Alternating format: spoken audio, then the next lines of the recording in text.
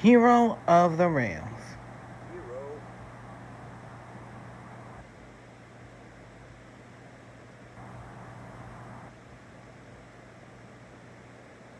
Hero of the Rails.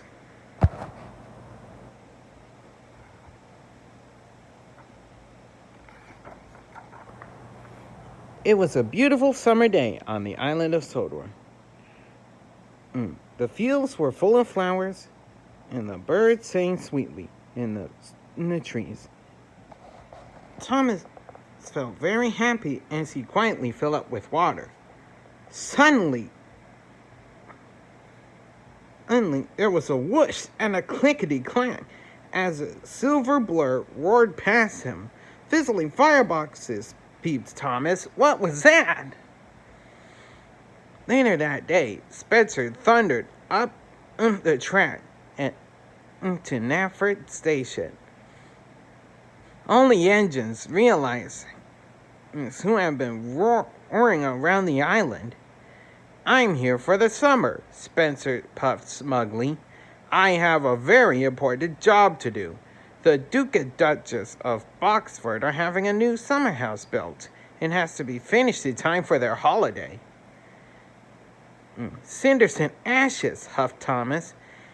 Having Speedy Spencer here on Sodor for one day is bad, but the whole summer, that will be terrible.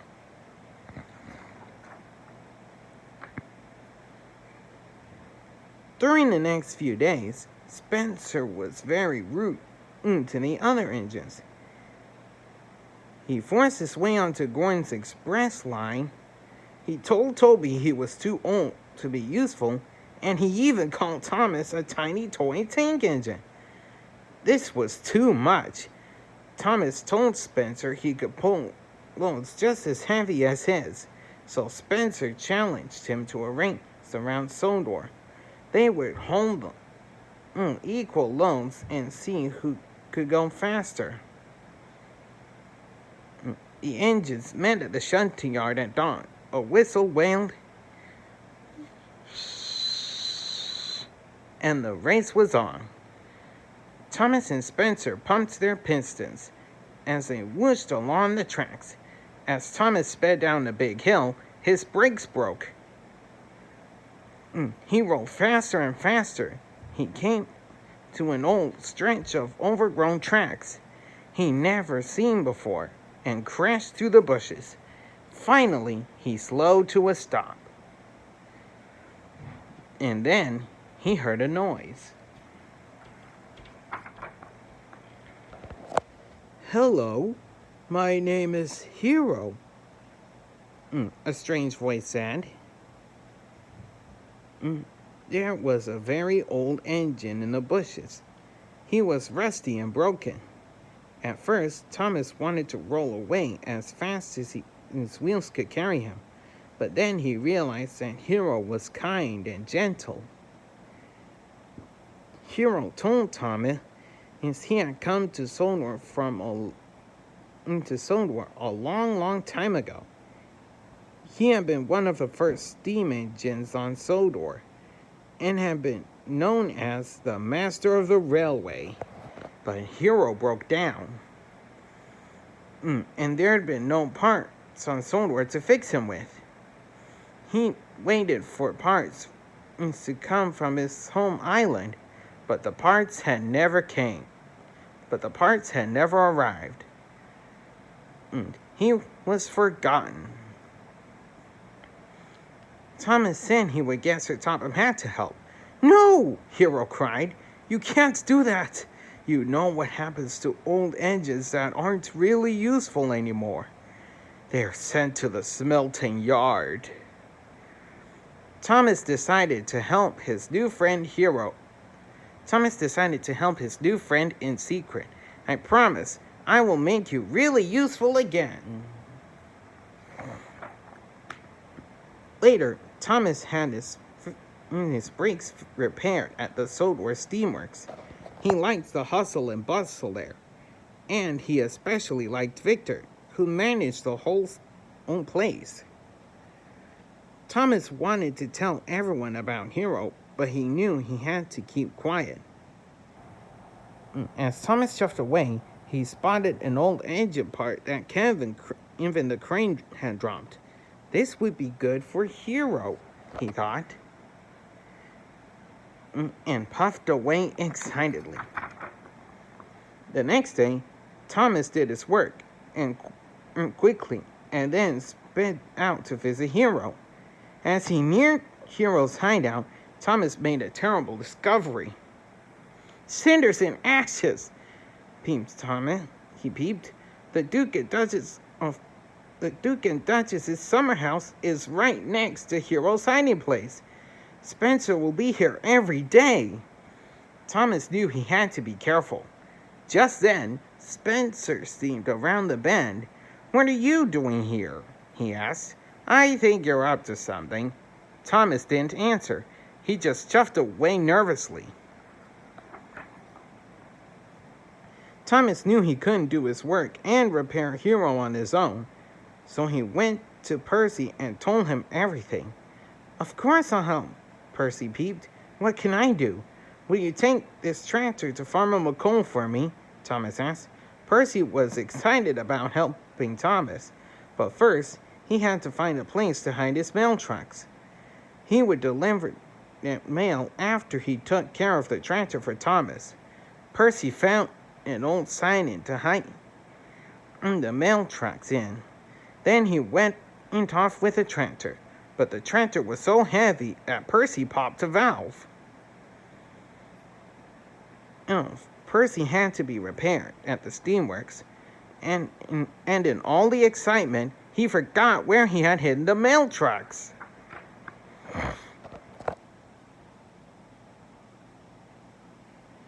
Back at Timothy's sheds, Sir Topham Hatt was very cross that Percy had lost his mail trucks. His voice boomed around the station from the top to the tracks. "I'm sorry, sir," Thomas peeped. "I can help Percy find them tomorrow."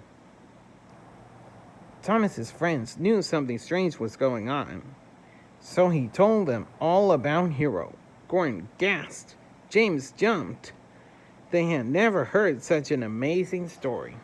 The next morning, Thomas was a really useful engine. He huffed and puffed, and he never stopped to rest his axles. And the whole time, he knew Spencer was following him. Suddenly, an idea flew into Thomas's funnel. If Spencer was going to follow him all day, he could lead the nosy engine away from Hero. That would mean all the other engines would be free to repair Hero. The next day, Thomas and Percy looked for the mail trucks as far from Hero as possible. They puffed out to the quarry with Spencer sneaking behind him the whole way. When they got there, Mavis wouldn't leave Spencer alone.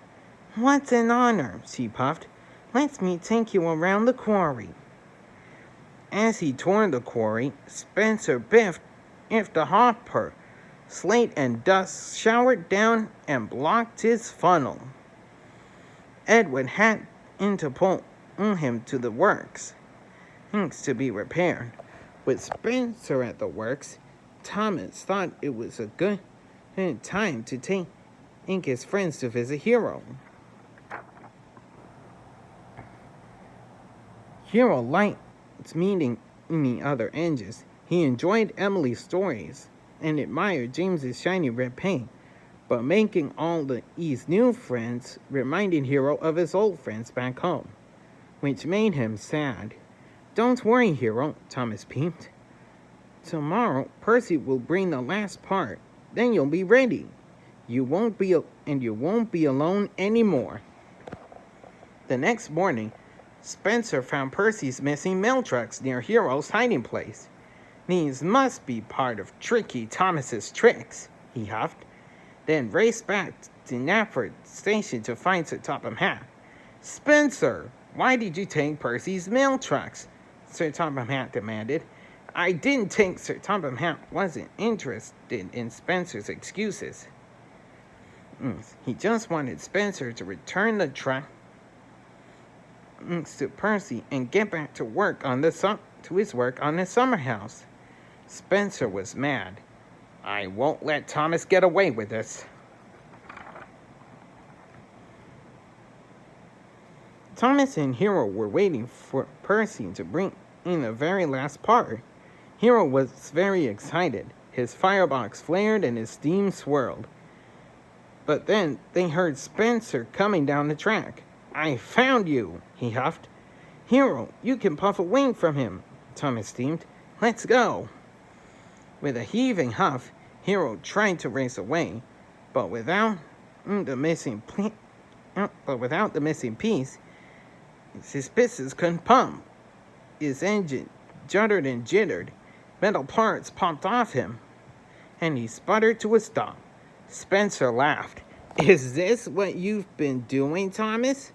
Making a heap of scrap for the smelting yard? Sir Topham Hatt will make sure he's sent there. As Spencer steamed away, Thomas felt terrible. Everything he had promised Hero was ruined. He knew he had to fight Sir Topham Hatt before Spencer did. Thomas and Spencer had the race of their lives. They steamed through tunnels and roared round bends. But as they crossed over the marsh, Spencer realized he was too heavy for the old track. It creaked and cracked. Then the mighty Spencer slid into the muddy marsh. Thomas promised Spencer he'd get help. At Knapford Station, Thomas found Sir Topham Hatt with the Duke and Duchess. Thomas's wheels wobbled as he told them all about Hero. Sir Topham Hatt was shocked. You mean you found the master of the railway? He's terribly famous, exclaimed the Duchess. Why didn't you come to me sooner? Sir Topham Hatt asked Thomas. I was worried, so I tried to do it all alone. Thomas peeped. Well, you're not alone, said Sir Topham Hatt. We must help Hero at once. A few days later, all the engines went to see Hero at the Sodor Steamworks. When he puffed up the track, they couldn't believe their eyes. He looked wonderful, as good as new. Welcome back, Master of the Railway, Sir Topham Hatt said. All the engines blew their whistles. Now go get Spencer out of the mud, Sir Topham Hatt said.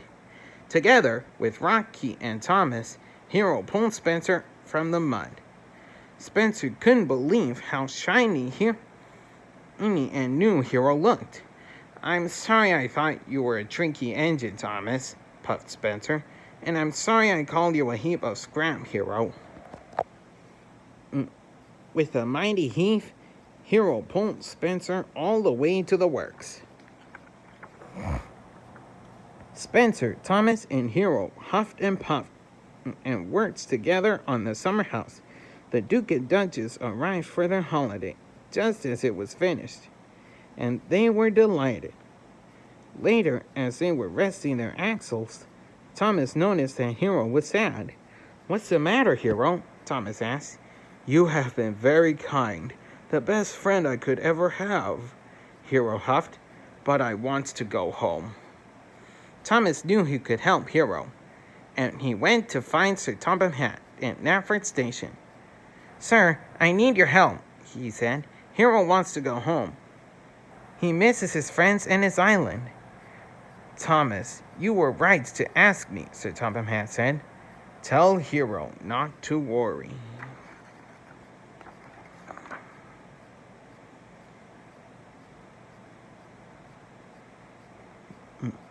A few days later, all the engines gathered at Brendam Docks to say farewell to Hero.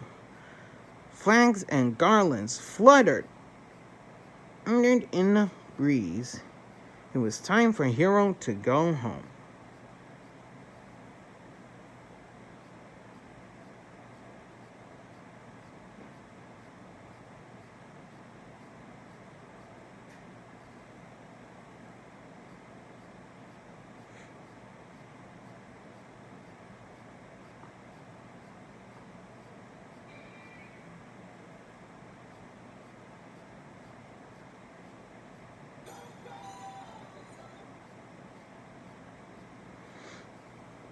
Mm. I will never forget what you did for me. Hiro said to Thomas, and I'll never forget you. Sodor will always be your home too, Hiro, Thomas puffed happily. As Hiro chuffed slowly to the